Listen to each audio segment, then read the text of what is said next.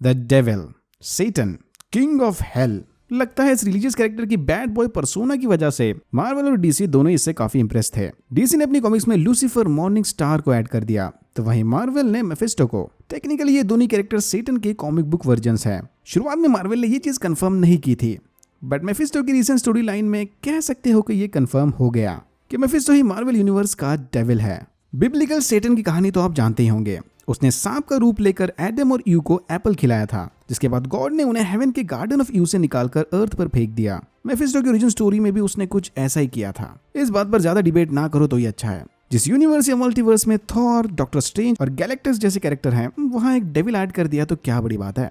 शुरुआत में मार्वल को भी बिल्कुल ऐसा ही लगा था। माना कि मेफिस्टो बहुत सारी कॉमिक स्टोरीज का हिस्सा था, बट वो कभी फैंस के बीच बाकी विलन्स की तरह फेमस नहीं हो पाया। वांडा विजन के आने से पहले कुछ डाई हार्ड फैंस ने ही मेफिस्टो का नाम भी सुना होगा।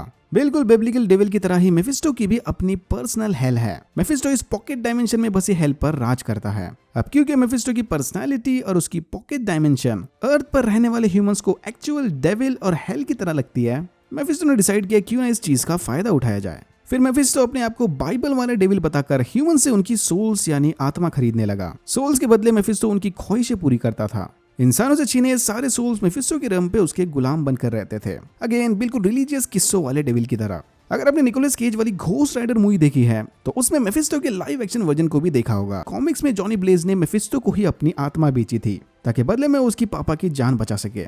घोस्ट राइडर के साथ साथ मेफिस्टो और भी बहुत सारी इंपॉर्टेंट स्टोरी लाइंस का हिस्सा था। Avengers, doctor strange, Thor, silver surfer, black panther, Spiderman और सबसे important Scarlet Witch and the vision. फिलहाल हम सिर्फ वांडा विजन की स्टोरी लाइन के ही डिटेल में जाएंगे, बट उससे पहले फटाफट मेफिस्टो की पावर्स एंड एबिलिटीज को देख लेते हैं। सुपर ह्यूमन स्ट्रेंथ, स्पीड और स्टैमिना के साथ साथ मेफिस्टो के पास सुपरनैचुरल पावर्स भी हैं। ओजी डेविल की तरह ही इसे भी इसके सुपरनैचुरल पावर्स इंसानों के डर, नफरत और ब्रह्मांड में मौजूद ईविल या नेगेटिव एनर्जी से मिलते हैं। बेसिकली मेफिस्टो अमर है।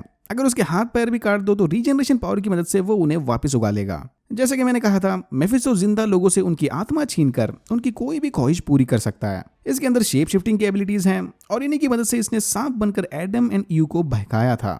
ऐसे और भी बहुत सारे सुपरनैचुरल पावर्स हैं इसके पास, बट उनमें सबसे इंपॉर्टेंट पावर है reality manipulation. Yes, Mephisto reality में छेड़खानी करके अल्टरनेट रियलिटीज बना सकता है और शायद इसकी यही पावर्स उसे वांडा विजन सीरीज से कनेक्ट करती है।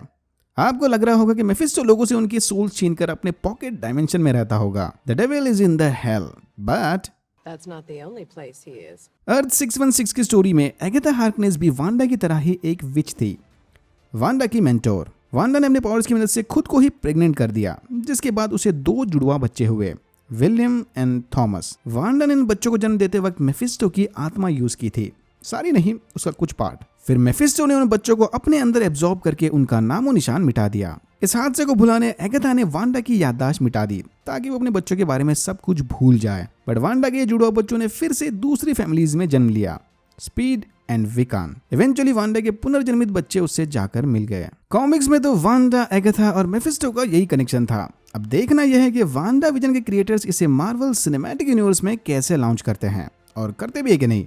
मेफिस्टो ऑलरेडी कॉमिक्स में डॉक्टर स्ट्रेंज के साथ भिड़ चुका है। वांडा के पास भी रियलिटी मैनिपुलेशन पावर्स हैं, तो हो सकता है कि ये लोग मेफिस्टो को एंड में इंट्रोड्यूस करके उसे मल्टीवर्स ऑफ मैडनेस का मेन विलन बना दें। क्या वांडा फिलहाल मेफिस्टो के कंट्रोल में है या फिर उसने मेफिस्टो के साथ कोई डील किया है, देखते हैं।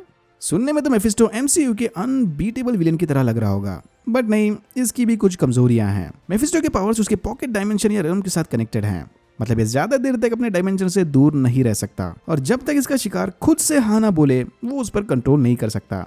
ऐसे ही किसी की भी आत्मा नहीं छीन सकता, ये फुल एग्रीमेंट वगैरह साइन करना पड़ता है। Alright, that's it for now. अगर आपको वीडियो अच्छा लगा तो please like, share and subscribe for more videos like this. मैंने ऐसे और भी वीडियोस बनाए जिनके लिंक्स आपको डिस्क्रिप्शन बॉक्स में मिल जाएंगे। Thank you very much for watching and I am hoping to see you in my next one.